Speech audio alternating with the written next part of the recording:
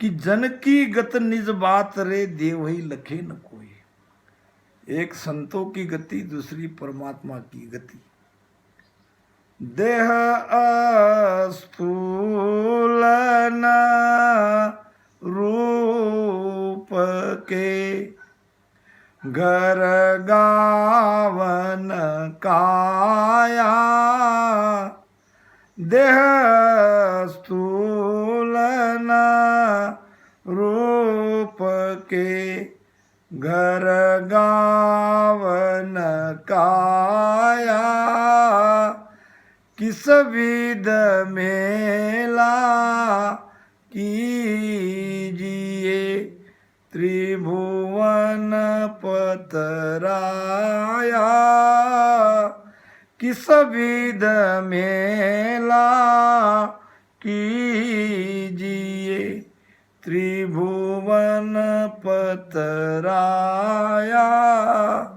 हे परमात्मा, हे राम जी, न तो आपका कोई स्थूल शरीर है, सारे स्थूल शरीर में राम जी है, मगर वो देखने की दृष्टि चाहिए।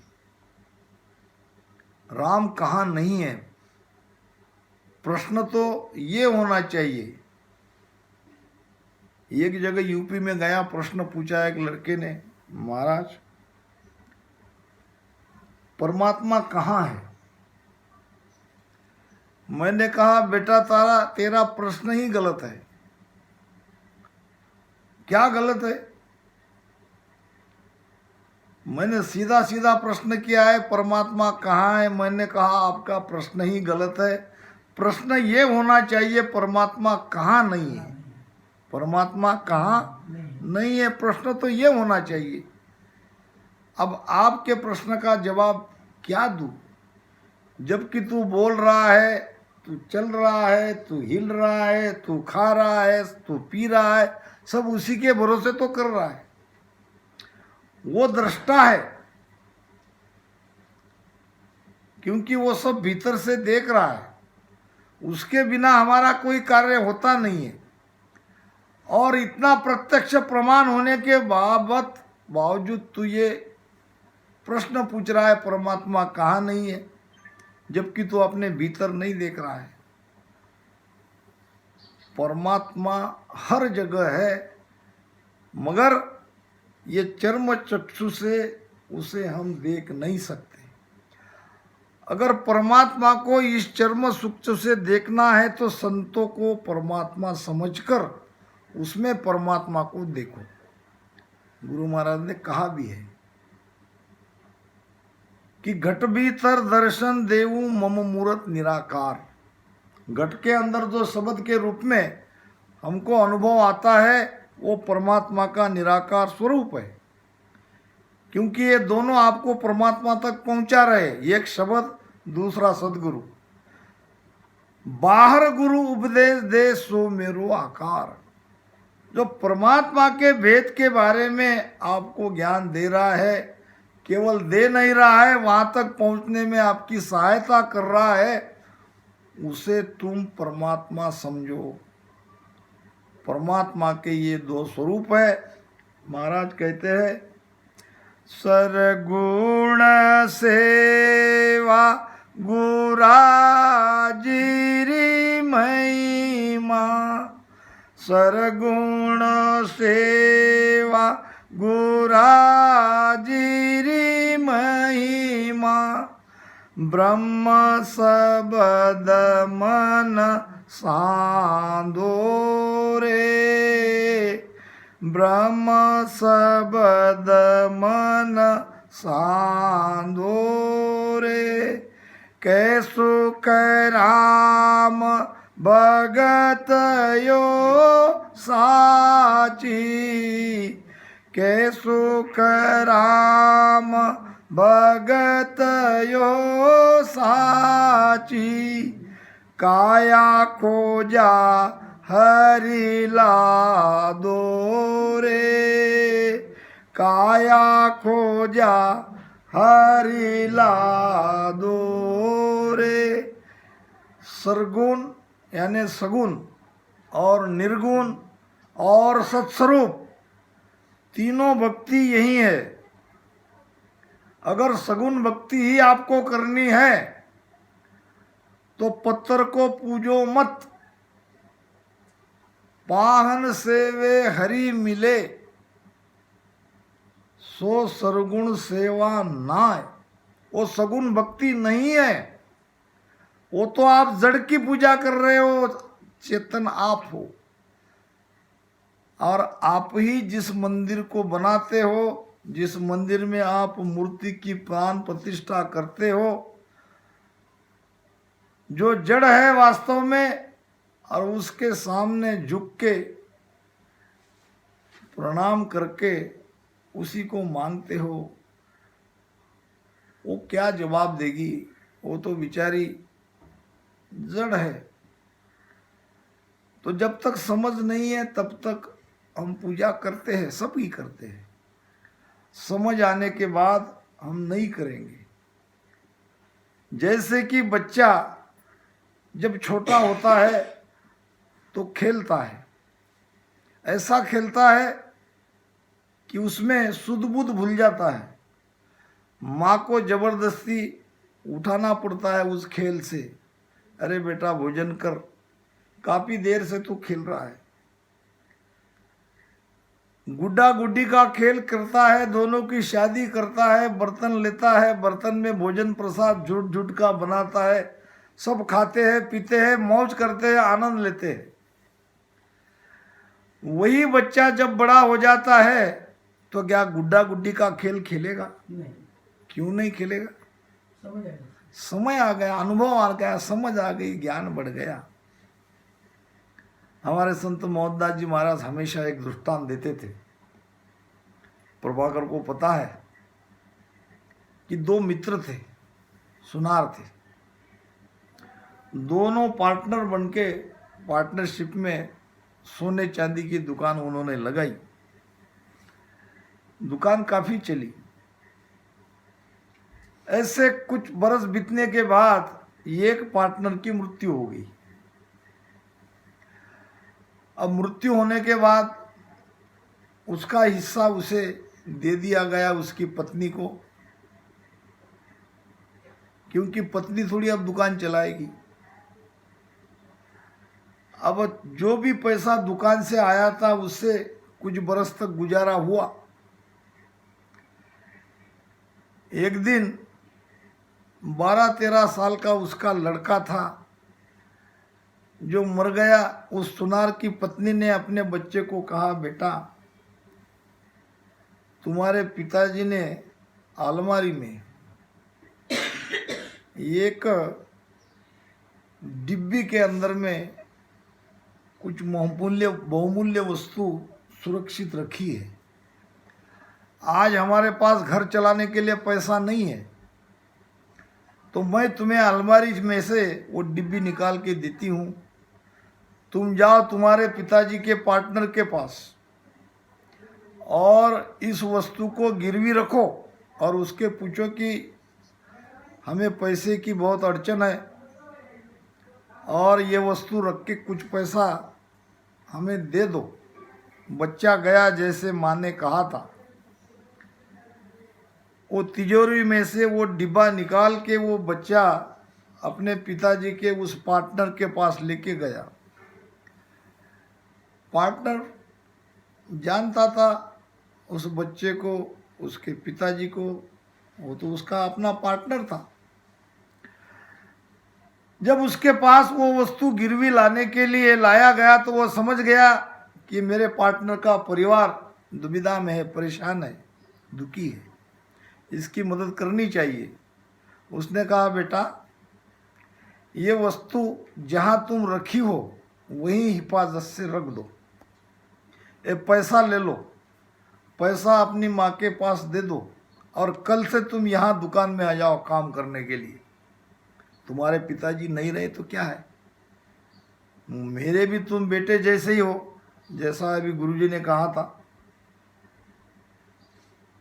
एक वो कर्म का लेना देना रहता है तो ये कार्य हमारे अपने हाथ से अनायास हो जाते हैं।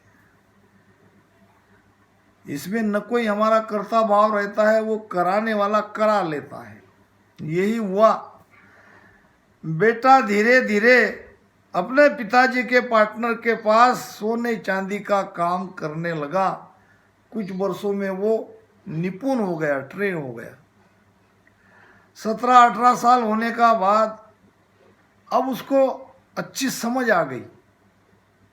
एक दिन उसने कहा, बेटा 5-7 साल पहले तुम मेरे पास एक डिब्बा लाए थे, याद है तुम्हें?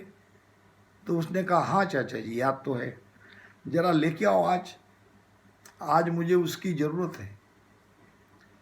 ठीक है करके दूसरे दिन जाके माँ को कहा कि वो डिब्बा पिताजी के पार्टनर मंगा रहे हैं।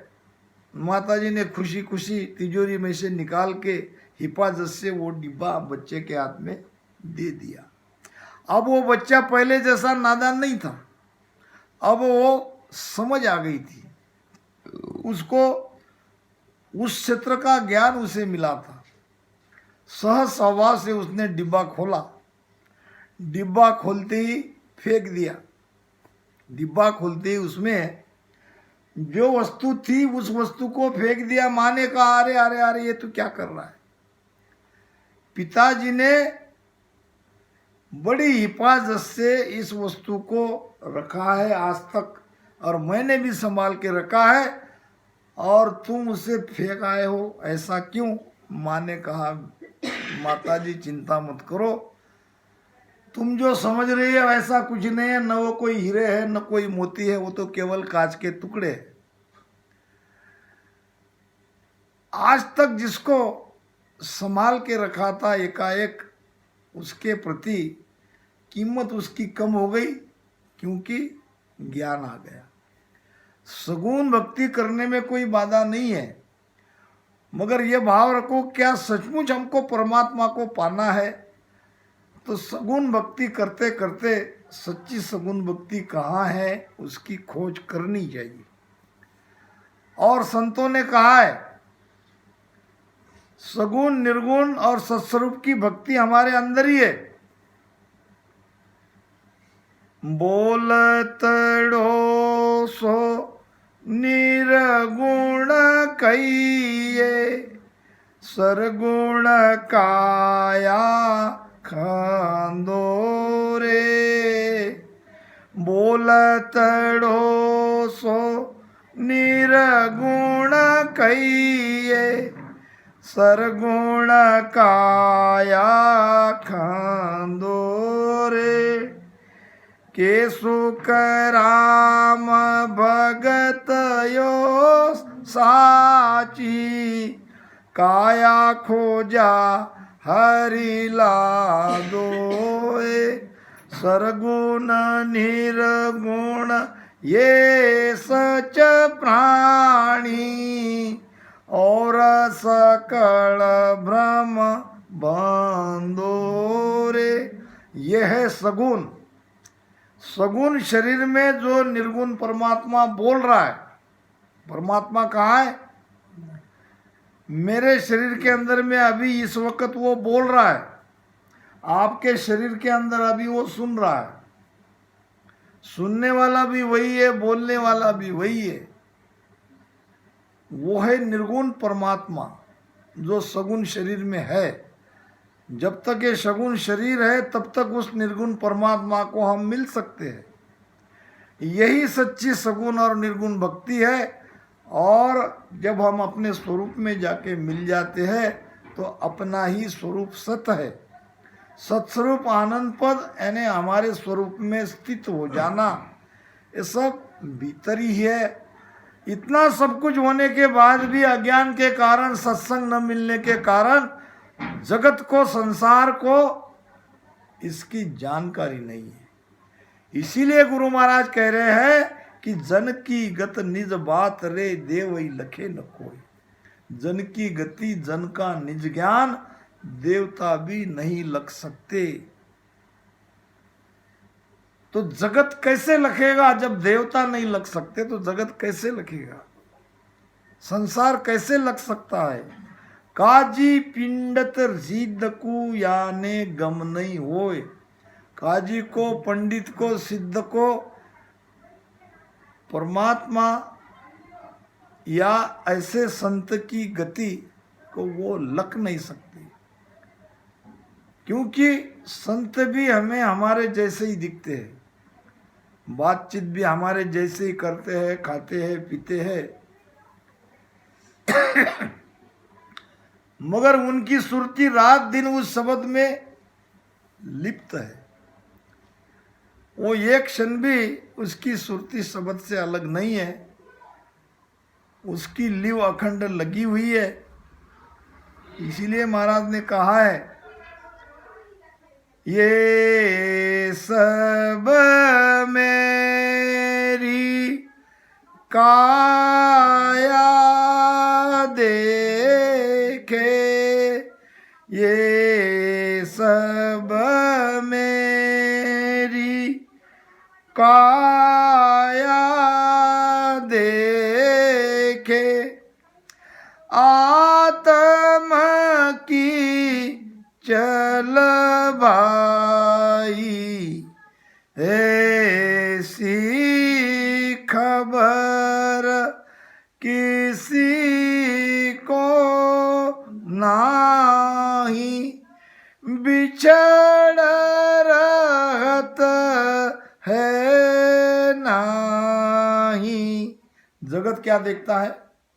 ऊपर ला व्यवहार, ऊपर का रंग ढंग, शरीर को देखता है, शरीर को धर्म को देखता है, शरीर के धर्म को देख के उसकी पहचान करने की कोशिश करता है, मगर ऐसा होता नहीं है।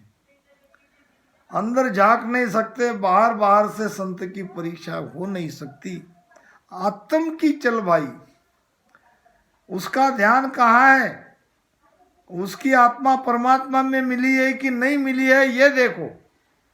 भीतर जाके देखो, उसकी सत्संग सुनो, उनके सानिध्य में बैठो। वे जन चाल जिना घर आवे, और सूता हंस तुरंत जगावे। वो जिसके घर में जाते हैं वहां सोए वो हंसों को वो जगाने का ज्ञान देते हैं। ये उसकी परीक्षा है। ऐसी खबर किसी को नाही, बिछड़ रहत है नाही। अंदर में उसकी सुरती एक क्षण भी शब्द से अलग नहीं है, इसकी खबर जगत को नहीं है।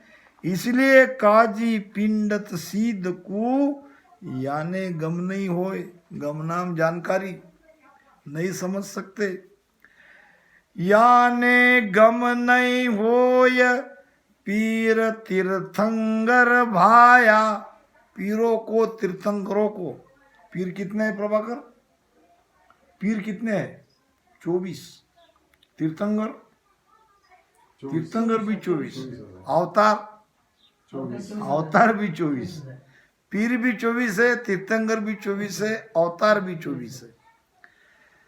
पीर तीर्थंकर भाया, सब ही सुन अवतार गुरा बिन भेद न पाया। राम किया गुरुदेव कृष्ण शरणागत आया। गोरख समृत जान गुरा बिन नहीं कहाया। तीन देव को अंश दत्त बोले सतवाणी। गुरु धारण 24 सुख महिमा गुरु जाना। वहां भी 24 गुरु ही किए। ये 24 में निश्चित कोई न कोई कारण है। गुरु धारण 24 सुख महिमा गुरु जानी। गुरु समझुग में को नहीं, देव विष्णु अवतार। जन सुखिया गुरुदेव के, शरणे रहो विचार। ये विचार करो कि गुरु के समान न कोई देव है, न कोई अवतार है, न कोई पीर है, न कोई पैगंबर है। गुरु ही सब कुछ है। गुरु ही नेम ज्ञान सब सारा। सब करनी गुरु मूल विचारा। इन कारण सदगुरु को ही माने, न्यारो ब्रह्म केम पिछाने। महाराज ने तो सब करनी गुरु को ही बताया है। सब ध्यान सब ज्ञान गुरु ही बताया है, क्योंकि गुरु साक्षात पर ब्रह्म है। वेद कहते हैं गुरुर ब्रह्मा गुरुर विष्णु गुरुर्देवो महेश्वरा, गुरुर साक्षात परब्रह्म तस्मै श्री गुरुवे नमः। क्या गुरु ब्रह्मा है? क्या गुरु विष्णु है? क्या गुरु शिव जी है? नहीं है। गुरुर ब्रह्मा, गुरु ब्रह्मा से बड़े है। गुरुर विष्णु, गुरु विष्णु से बड़े है।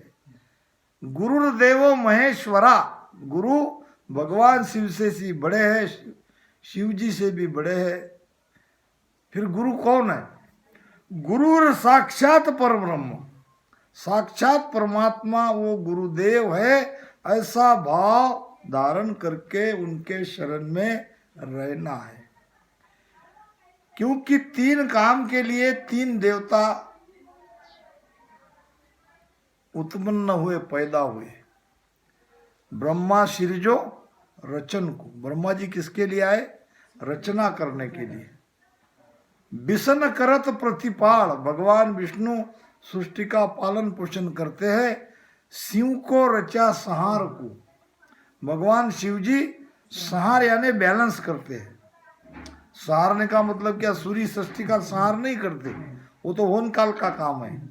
ये बैलेंस रखते हैं। जैसे खेत में हम खेती बिसानी करते हैं तो पैदावार जो बीज से जो पेड़ पौधे तैयार होते हैं तो उसके आजू बाजू की घास फूस कचरा हम सारा साफ सफाई करते हैं। इसको कहते हैं संहारना, बैलेंस करना। जो आवश्यक नहीं है उसको यहाँ से हटा देना, ये काम है शिव जी का। अगर नहीं हटाएंगे तो व्यवस्था सब डावाडोल हो जाएगी। यहाँ से वो हटाते ही ब्रह्मा जी और नए जीव को और पैदा करते हैं। तो इस प्रकार ये तीन कार्य करने के लिए तीन बड़े देवता का निर्माण हुआ है। ये तीनों कार्य गुरु अकेला ही करता है, इसलिए गुरुर ब्रह्मा, इसलिए गुरुर विष्णु, इसलिए गुरुर्देव महेश्वरा। क्या करता है? उत्पत्ति का कार्य गुरु कहते करता है। तो गुरु शिष्य के घट में नाम की जागृति कराता है। नाम गुरु के बिना हमारे घट में पैदा ही नहीं होता। नाम को पैदा कराने का कार्य गुरु ही करता है। गुरु संभाल करता है, पोषण करता है। केवल नाम जगा के गुरु वहीं रुक नहीं जाते। महाराज कहते हैं अनभे हेला देत हूँ सुन ली जो निज दास, ब्रह्मलोक की चाय हुए से आजो मम पास, से आजो मम पास ब्रह्म के माय मिलाऊं, जतन करूं बहु भात संग कर ले मैं जाऊं, सुख राम हंस के कारणे देह धरी जुगबास, अनभे हेला देत हूँ सुन लीजो निज दास। इसमें गुरु हमारा पोषण का भी काम कर रहे। देखो कैसे अनुभव की पुकार मैं कह रहा हूं, जो मेरे निजदास है वो सुनो। अगर आपको परमात्मा के देश में जाना है, उस अमर लोक में जाना है, उसकी चाहना है, तो आप मेरे ज्ञान को धारण करो, मेरे भेद से सुमिरन करो। मेरे भेद से सुमिरन करोगे तो आपके घट में नाम जगेगा और नाम के आधार से आप ब्रह्म के लोक में जाके मिल जाओगे। से आजो मम पास ब्रह्म के माय मिलाऊं, जतन करूं बहु बार। जतन का मतलब क्या है? जब तक आप उस अमरलोक में नहीं पहुंचते हैं, मैं आपको आपकी रक्षा करूंगा, आपका संभाल करूंगा, आपको जतन करूंगा, आपको इधर उधर भटकने नहीं दूंगा। ये दूसरा कार्य है भगवान विष्णु का पालन पोषण करने का, ये भी गुरु कर रहे हैं। तीसरा कार्य है शिव जी का संहार करने का काम। तो ये भी गुरु कर रहे हैं संहार। हमारे अंदर में विकारों का संहार होता है। काम क्रोध लोभ मोह हमारे घट में है, तो ये काम क्रोध लोभ मोह का संहार होता है। ये संहारने का कार्य भी गुरु ही करते हैं। तो ये तीनों कार्य अकेले गुरु करने के कारण गुरुर ब्रह्मा गुरुर विष्णु गुरुर देवो महेश्वरा। फिर गुरु कौन है? गुरु साक्षात परब्रह्म मानने वाले के लिए गुरु साक्षात परमात्मा है। तस्मै श्री गुरुवे नमः। इस भाव से गुरु को मानकर उसके शरण में जाओ। तो महाराज कहते हैं सब ही सुन अवतार गुरा बिन भेद न पाया। सुख राम से शिव कहत है पद परक झीणी होय। महाराज कहते हैं मैं ही कह रहा हूं, ऐसी बात नहीं है। शेष जी भी कहते हैं, शिव जी भी कहते हैं, उस परम पद की परीक्षा बहुत झीणी है, सूक्ष्म है। वहां तक जाने का रास्ता बड़ा सूक्ष्म है, झीना है। क्यों? कि ये अहंकार हमारा पीछा नहीं छोड़ता। जब मैं था तब हरि नहीं। कबीर साहब कहते हैं अब हरि है मैं नहीं।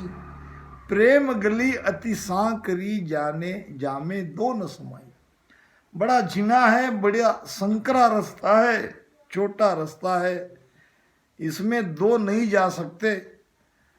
मैं अहंकारी वहां तक नहीं पहुंच सकता, इसलिए उस परम पद की परीक्षा बहुत झीनी है, उसका भेद बहुत झीना है। और ये झीना भेद सदगुरु के बिना हमें कौन समझाए? सदगुरु ही उस भेद से हमें आगे बढ़ाते रहते हैं। जन की गत निज बात रे देवई लखी न कोई। इस प्रकार सदगुरु को मान के उसकी शरण में रह के उसकी आज्ञा का पालन करते भजन सुमिरन करते रहना है। और जहाँ जहाँ सत्संग मिलती है घर की गांगरत गयो जमारो उदम आपता माई। ये घर की गांगरत में ये जीवन तो हमारा वैसे ही जा रहा है। समय किसी के पास नहीं है, समय में से समय निकाल के सत्संग में जाना चाहिए। जिंदगी जब तक रहेगी फुर्सत न होगी काम से। है क्या किसी को फुर्सत? मगर मैं अभी फुर्सत निकाल के देता हूँ। अभी किसी के पास फुर्सत नहीं है।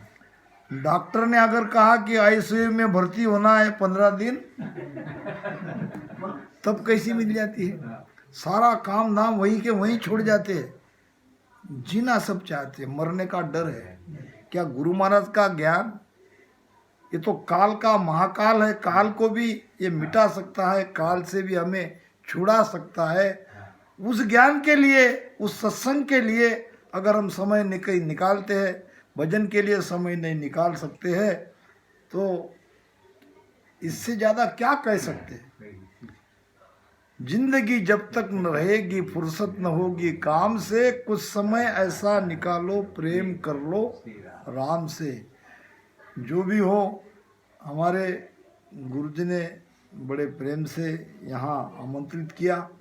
लग नहीं रहा था कि सुबह में सत्संग होगी, फिर भी आप सब लोग यहाँ आए, उपस्थित हुए। बहुत बहुत आपको साधुवाद। और गुरुजी को, हमारी बहन जी को बहुत बहुत साधुवाद। इन्हीं शब्दों के साथ वाणी को विराम देते हैं। राम राम सा सर।